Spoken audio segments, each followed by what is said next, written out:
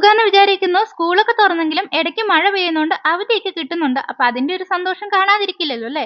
അപ്പൊ എന്തായാലും നമ്മൾ ലാസ്റ്റ് ഇട്ട വീഡിയോയിൽ നമുക്ക് ഈസി ആയിട്ട് പഠിക്കാൻ പറ്റിയ എവരിഡേ സ്റ്റഡി ടിപ്സിനെ പറ്റി പറഞ്ഞിരുന്നു. അപ്പൊ ടിപ്പൊക്കെ ഉണ്ട്, പക്ഷെ അത് പഠിക്കാനുള്ള മൂഡ് വേണമല്ലോ. നമ്മുടെ എല്ലാവരും മെയിൻ പ്രശ്നമാണ് ഈ ലേസിനെസ് അഥവാ അലസത എന്നത്. ടിപ്പൊക്കെ കയ്യിലുണ്ടെങ്കിലും ഈ അലസത കാരണം അത് ഫോളോ ചെയ്യാൻ പറ്റാറില്ല അല്ലേ? അപ്പൊ നമുക്ക് എന്തായാലും ഈ പറഞ്ഞ ഐറ്റത്തെ എങ്ങനെ അവോയ്ഡ് ചെയ്യാം, കംപ്ലീറ്റ്ലി അല്ലെങ്കിലും ഒരു 80% എങ്കിലും എങ്ങനെ അവോയ്ഡ് ചെയ്യാന്നുള്ള കുറച്ച് ടിപ്സ് ആണ് ഇന്നത്തെ വീഡിയോയിൽ. അപ്പൊ ഇതെല്ലാ ദിവസവും നിങ്ങൾക്ക് ഇതുപോലെ തന്നെ സ്റ്റഡി ടിപ്സ് ആയിട്ട് യൂസ് ചെയ്യാൻ പറ്റുന്ന കേട്ടോ. അപ്പൊ നമുക്ക് നേരെ നമ്മുടെ ടിപ്സിലേക്ക് പോവാം. നമ്മുടെ ഫസ്റ്റ് ടിപ്പ് എന്ന് പറഞ്ഞാൽ നമ്മുടെ സബ്ജക്റ്റിനെ ഡിവൈഡ് ചെയ്യാം. നമുക്കിപ്പോൾ ഒരു 10 സബ്ജക്റ്റ് ഉണ്ടെങ്കിൽ അതിനകത്ത് ഈസി ആൻഡ് ടഫ് ആയിട്ടുള്ള സബ്ജക്റ്റ് ഉണ്ടാവും. അപ്പൊ നമുക്ക് ഈസി ആൻഡ് ടഫ് എന്ന കാറ്റഗറിയിലേക്ക് നമ്മുടെ സബ്ജക്റ്റിനെ ഡിവൈഡ് ചെയ്യാം. നോർമലി നമ്മളിപ്പോൾ ടഫ് എന്ന് പറയുന്നത് മാത്സ് അല്ലെങ്കിൽ ഫിസിക്സ്, കെമിസ്ട്രി അങ്ങനെയുള്ള സംഭവങ്ങളായിരിക്കും. അല്ലെങ്കിൽ ഈസി എന്ന് പറയുന്നത് ലാംഗ്വേജസ് ആയിരിക്കും. നമ്മൾ ഈ മലയാളം, ഇംഗ്ലീഷ്, ഹിന്ദി അതൊക്കെ ആയിരിക്കും. എല്ലാവർക്കും ഒരുപോലെ ആവണമെന്നില്ല. അപ്പം നിങ്ങൾക്ക് ഏതാണ് ടഫ് ആയിട്ടുള്ളത് അത് സെലക്ട് ചെയ്യുക, ഈസി ആയിട്ടുള്ളതും സെലക്ട് ചെയ്യുക. അങ്ങനെ ഇതുപോലെ 2 കാറ്റഗറി ആയിട്ട് ഡിവൈഡ് ചെയ്ത് നമ്മുടെ സബ്ജക്റ്റിനെ ആദ്യം ഒന്ന് മാറ്റി വെക്കുക. ഇത് ചെയ്യുമ്പോൾ തന്നെ നമുക്കൊരു ഐഡിയ കിട്ടും ഏത് സബ്ജക്റ്റിലാണ് നമ്മൾ കൂടുതൽ ഫോക്കസ് കൊടുക്കേണ്ടതെന്ന്. ഓക്കെ, ഇങ്ങനെ ഡിവൈഡ് ചെയ്ത സബ്ജക്റ്റിനെ ഇനി നമുക്ക് പഠിക്കണമല്ലോ. അപ്പൊ അതിനു വേണ്ടി ഒരു ടൈം ടേബിൾ ക്രിയേറ്റ് ചെയ്യുക. നമ്മൾ നോർമലി ഈവനിങ് ആൻഡ് മോർണിംഗ് ആയിരിക്കും പഠിക്കുക. അപ്പൊ നമുക്ക് 10 സബ്ജക്റ്റ് ഉണ്ടെന്നിരിക്കെ ഈവനിങ് നമുക്ക് ഒരു 5 സബ്ജക്റ്റും മോർണിംഗ് ഒരു 5 സബ്ജക്റ്റും ആയിട്ട് ഡിവൈഡ് ചെയ്യുന്ന രീതിയിൽ നമുക്ക് ടൈം ടേബിൾ ഉണ്ടാക്കാം. ഇനി നിങ്ങൾക്ക് മോർണിംഗ് ഒത്തിരി ടൈം പഠിക്കാനില്ലെങ്കിൽ നിങ്ങൾക്കൊരു 6 അല്ലെങ്കിൽ 7 സബ്ജക്റ്റ് ഈവനിങ്ങും ബാക്കി വരുന്ന 3 അല്ലെങ്കിൽ 4 സബ്ജക്റ്റ് മോർണിംഗും പഠിക്കുന്ന രീതിയിൽ ടൈം ടേബിൾ ഉണ്ടാക്കുക. ഇനി നമ്മൾ പഠിക്കാനിരിക്കുന്ന ടൈമിൽ ഫസ്റ്റ് അവർ നമ്മൾ ടഫ് ആയിട്ടുള്ള സബ്ജക്റ്റാണ് പഠിക്കാൻ എടുക്കുക. പിന്നെ സെക്കൻഡ് അവറിൽ നമുക്ക് ഈസി ആയിട്ടുള്ള സബ്ജക്റ്റ് പഠിക്കാൻ എടുക്കുക. അങ്ങനെ ഇതൊന്ന് ഫോളോ ചെയ്യാം. കാരണം നമ്മൾ മടുക്കുന്ന പോലെ തന്നെ നമ്മുടെ ബ്രെയിനും മടുക്കും. അപ്പൊ നമ്മൾ കണ്ടിന്യൂസ് ആയിട്ട് ടഫ് ആയിട്ടുള്ള സബ്ജക്റ്റ് അങ്ങ് പഠിച്ചു പോവുകയാണെങ്കിൽ നമ്മൾ പഠിക്കുന്ന ഒന്നും നമ്മുടെ മനസ്സിലേക്കോ ബ്രെയിനിലേക്കോ ഒന്നും സ്റ്റോർ ആവില്ല. അപ്പൊ നമുക്ക് ബ്രെയിനിന് നമ്മൾ റെസ്റ്റ് എടുക്കുന്ന പോലെ തന്നെ നമ്മുടെ ബ്രെയിനിനും ഇടയ്ക്ക് റെസ്റ്റ് കൊടുക്കണം. അപ്പൊ അതിനാണ് നമ്മൾ ആദ്യം ഒരു ടഫ് ആയിട്ടുള്ള സബ്ജക്റ്റ് പഠിക്കുന്നു, എന്നിട്ട് ഒരു ചെറിയ ബ്രേക്ക് എടുത്തിട്ട് പിന്നെ നമ്മൾ ഈസി ആയിട്ടുള്ള സബ്ജക്റ്റ് എടുക്കുന്നു. അപ്പൊ എന്താ ചെയ്യാ, നമ്മുടെ ബ്രെയിൻ ഒന്ന് റിലാക്സ് ആവും. നമ്മൾ പഠിക്കുന്ന കാര്യങ്ങൾ മനസ്സിലേക്കും അതേപോലെ നമ്മുടെ ബ്രെയിനിലേക്കും സ്റ്റോർ ചെയ്യും. അപ്പൊ നമുക്ക് കൂടുതൽ പഠിച്ച കാര്യങ്ങൾ ഓർക്കാനും നമുക്ക് പെട്ടെന്ന് തന്നെ നമ്മുടെ കാര്യങ്ങളൊക്കെ പഠിച്ചു തീർക്കാനും നമുക്ക് പറ്റൂ കേട്ടോ. അപ്പം ആ ഒരു മെത്തേഡ് നമ്മളിങ്ങനെ ഫോളോ ചെയ്യാം. നിങ്ങൾക്ക് എത്ര സബ്ജക്റ്റ് ആണോ അതിനെ ബേസ് ചെയ്ത് നമുക്കിത് ഡിവൈഡ് ചെയ്യാനും അതിനുവേണ്ടി ടൈം ടേബിൾ ക്രിയേറ്റ് ചെയ്യാനും പറ്റൂ കേട്ടോ. ഈ സബ്ജക്റ്റ് ഈസിയാ അല്ലെങ്കിൽ ടഫാ എന്ന് പറഞ്ഞ് മാറ്റി വെക്കണ്ട. മാറ്റി വെച്ചാൽ നമ്മൾ പഠിക്കാനും പോകുന്നില്ല, അത് അവിടെ ഇതുപോലെ പെൻഡിങ് ആയിട്ട് കിടക്കുള്ളൂ. അപ്പൊ ഈ ഒരു മെത്തേഡ് ഫോളോ ചെയ്യുകയാണെങ്കിൽ നമുക്ക് ഈസി ആയിട്ടുള്ള സബ്ജക്റ്റും ടഫ് ആയിട്ടുള്ള സബ്ജക്റ്റും ഒരുപോലെ നമുക്ക് പഠിച്ച് മെയിൻറ്റെയിൻ ചെയ്ത് നമുക്ക് മുന്നോട്ട് പോകാൻ പറ്റൂ കേട്ടോ. ഓക്കെ, നമ്മുടെ തേർഡ് പോയിന്റ് എന്ന് പറയുന്നത് ഇതുപോലെ തന്നെ ഇമ്പോർട്ടൻ്റ് ആയിട്ടുള്ള കാര്യമാണ്. വേറൊന്നല്ല, നമ്മുടെ ഓവർ ടൈം സ്റ്റഡി അവോയ്ഡ് ചെയ്യുക. എന്ന് വെച്ചാൽ നമ്മൾ ടൈം ടേബിളിൽ ഒരു 1 അവർ ഒരു സബ്ജക്റ്റിന് വേണ്ടി നമ്മൾ മാറ്റി വെച്ചു.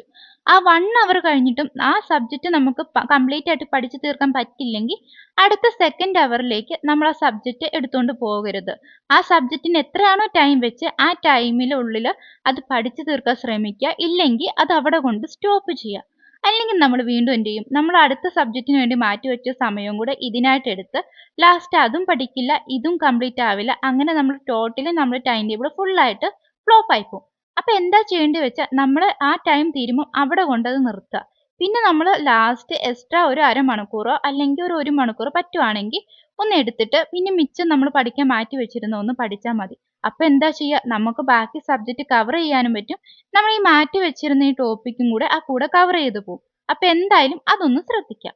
ഇനി 4മത്തെ പോയിന്റ് ആണ് നമ്മൾ ഓൺലൈൻ പ്ലാറ്റ്ഫോംസ് യൂസ് ചെയ്യുക.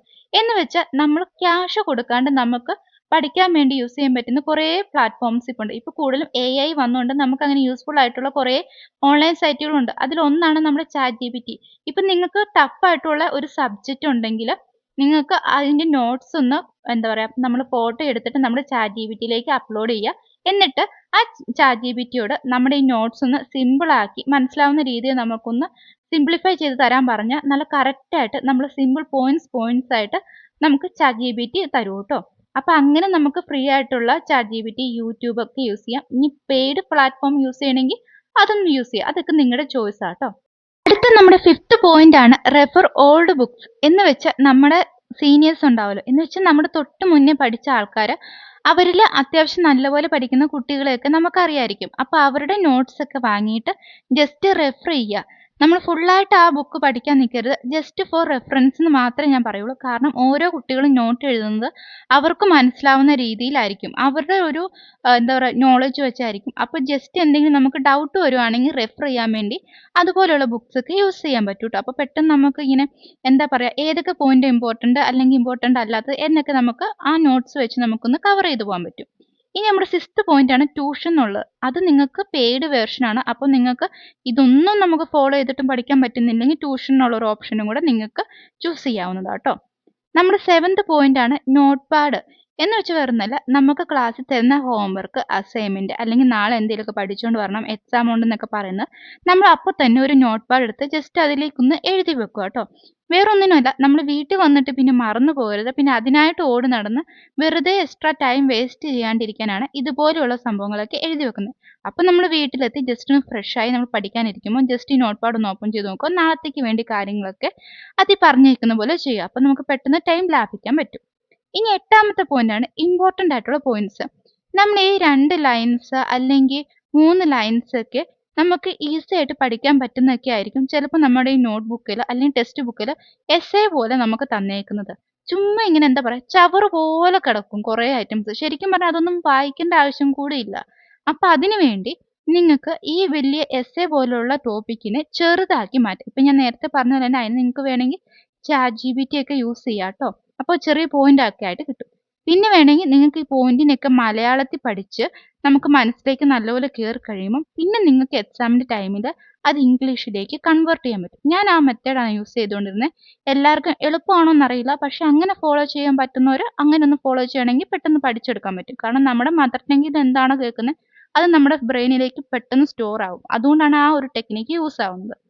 ഇനി നമ്മുടെ 9th പോയിന്റ് എന്ന് പറയുന്നത് യൂസ് ഹൈലൈറ്റർ.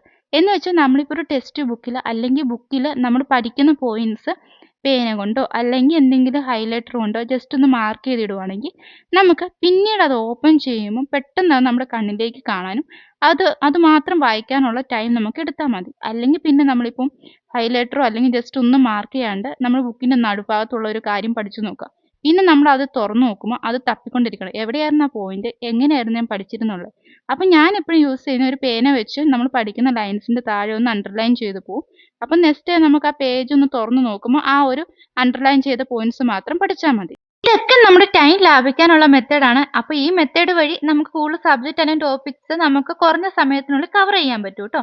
ഇനി നമ്മുടെ ലാസ്റ്റ് ആൻഡ് 10th പോയിന്റ് ആണ് നമ്മൾ സിംഗിൾ ലൈൻ ഡെഫിനിഷൻ. വേറൊന്നല്ല, നമുക്ക് ചില ടോപ്പിക്സ് കാണും ഈ സിംഗിൾ ലൈൻ ഡെഫിനിഷൻ വഴി തീരുന്നത്.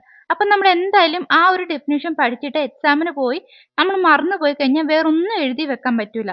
അപ്പം എന്താ ചെയ്യേണ്ടതെന്ന് വെച്ചാൽ അങ്ങനെ 1-2 ലൈൻസ് മാത്രമുള്ള ടോപ്പിക്കിനെ നമ്മൾ ബുക്കിലേക്ക് എഴുതി തന്നെ പഠിക്കണം. കാരണം നമ്മൾ വായിച്ചു പഠിക്കുന്നേക്കാളും കൂടുതൽ പെട്ടെന്ന് നമ്മുടെ ബ്രെയിനിലേക്ക് സ്റ്റോർ ചെയ്യുന്നത് നമ്മൾ എഴുതി പഠിക്കുമ്പോഴാണ്. അപ്പം എപ്പോഴും ശ്രദ്ധിക്കുക, സിംഗിൾ ലൈൻ ടോപ്പിക്ക് ഒരു 3 മാർക്കിൻ്റെ 2 മാർക്കിൻ്റെ ടോപ്പിക്ക് നമ്മൾ എപ്പോഴും എഴുതി തന്നെ പഠിക്കാൻ ശ്രമിക്കുക കേട്ടോ.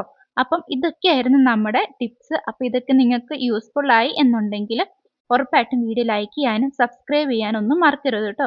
കൂടെ നിങ്ങളുടെ ഫ്രണ്ട്സിനും ഒന്ന് ഷെയർ ചെയ്ത് കൊടുക്കുക, അവർക്കും ഈ മെത്തേഡ് യൂസ്ഫുൾ ആകട്ടെ. അപ്പോൾ വീഡിയോ ഇഷ്ടമായ ലൈക്ക് സബ്സ്ക്രൈബ് മറക്കണ്ട. അപ്പോൾ thanks for watching. Bye bye.